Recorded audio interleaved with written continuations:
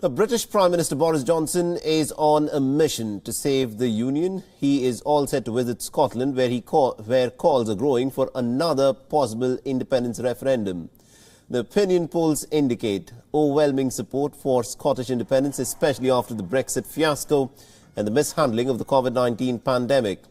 But Boris Johnson is expected to make the counter-argument. He feels that the pandemic has highlighted the need to stay together. A Brexiteer is now going to go and campaign to stay united with Scotland. In other words, he's gone on to state that now it is time to strengthen the union. Scottish nationalists, however, have opposed Johnson's visit. First Minister Nicola Sturgeon has questioned whether it was essential, even essential, for the Prime Minister to travel at this point of time.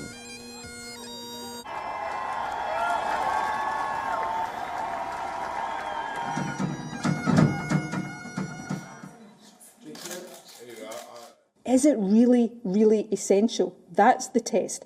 And I would say me travelling from Edinburgh to Aberdeen to visit a vaccination centre right now is not essential.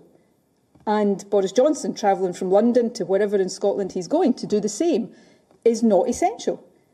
And if we're asking other people to abide by that, then I'm sorry, but I do think it probably is incumbent on us to do likewise. Now, Nicola Sturgeon is hoping for a strong showing in the upcoming polls in the month of May, and this, of course, would give her the mandate to call for a new referendum. And Boris Johnson does not have the power to reject that call. So he's decided on a whirlwind charm offensive to make a case for staying in the United Kingdom. He cited the Oxford AstraZeneca vaccine as an example as to why Scotland needs the UK. But this new challenge, of course, comes at the worst possible time for Boris Johnson. The United Kingdom has just surpassed the 100,000 mark in terms of fatalities, and the new mutant variant of the coronavirus is spread at an alarming rate. In 2014, Scotland rejected independence, with 55% of the voters wanting to stay on in the United Kingdom.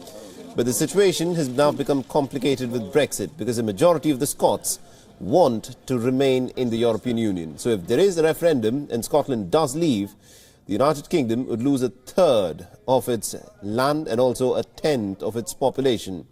The end of the 314-year-old union would also break up a $3 trillion economy in ways that it may find extremely hard to re-emerge from.